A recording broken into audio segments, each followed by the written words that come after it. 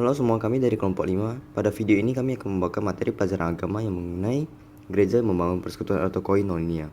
Pertama-tama perkenalkan anggota kelompok kami. Halo semuanya, perkenalkan nama saya Crispiana Lin dari kelas 11 MIPA SMA Santo Yusuf. Perkenalkan, nama saya Evelyn dari kelas 11 MIPA SMA Santo Yusuf. Halo, saya Framin dari kelas 11 MIPA SMA Santo Yusuf. Halo semuanya, saya Jenny Brenda dari 11 MIPA SMA Santo Yusuf. Halo semuanya, perkenalkan nama saya Jocelyn dari kelas 11 MIPA SMA Santo Yusuf. Halo Ibu, perkenalkan nama saya Raja Riko dari kelas 11 MIPA Asal Sekolah SMA Santo Yusuf.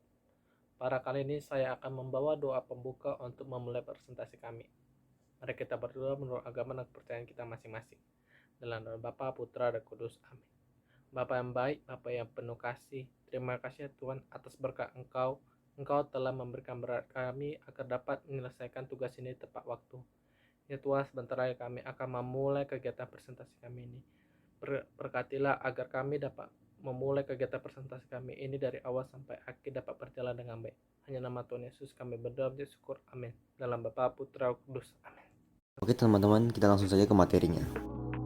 Koinonia adalah persekutuan jemaat di dalam Kristus. Walaupun banyak anggota, namun membentuk satu tubuh Kristus. Di dalam koinonia ini, kita tidak hanya sekedar bersekutu, tetapi kita mengabarkan Injil Kerajaan Allah melalui perkataan atau kesaksian, martiria, maupun perbuatan atau pelayanan diakonia di mana saja kita berada. Gambaran tentang persekutuan umat atau komunitas basis model jemaat perdana yang terdapat dalam Kisah 4 ayat 32-37 dapat menjadi model atau cermin bagi kita untuk membangun persekutuan umat atau komunitas basis.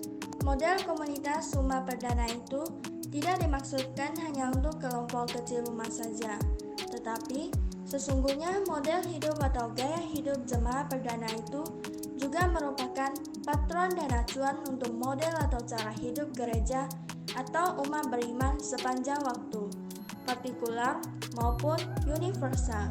Artinya, bahwa cara hidup jemaat perdana itu juga tetap merupakan cita-cita yang terus-menerus diupayakan, diperjuangkan, dan diwujudkan oleh umat beriman sepanjang waktu. Ciri-ciri utama cara hidup jemaat perdana itu nampak sangat menonjol dalam 5 hal, yaitu adanya yang pertama, persaudaraan atau persekutuan. 2. Mendengarkan sabda atau pengajaran. 3. Pelayanan terhadap sesama atau solidaritas. 4. Perayaan iman atau pemecahan roti atau doa.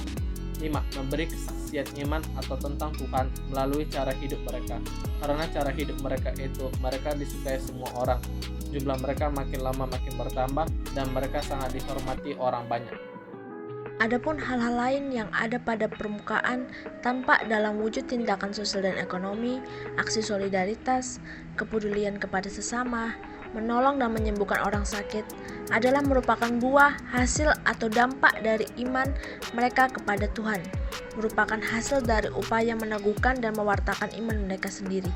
Maka komunitas jemaat perdana adalah komunitas iman, komunitas spiritual, komunitas yang digerakkan oleh Roh Kudus, komunitas orang bertobat tanpa berubah, bukan komunitas yang bertobat pertama-tama karena alasan-alasan atau kepentingan sosial, ekonomi atau kekuasaan.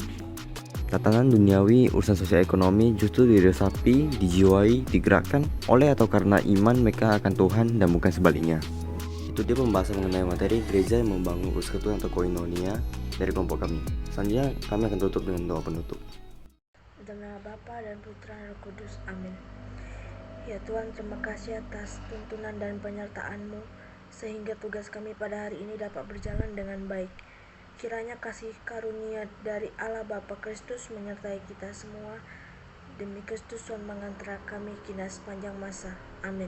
Dan Bapa, Putra, Roh Kudus. Amin. Sekian video kelompok kami. Mohon maaf apabila ada kesalahan kata. Terima kasih.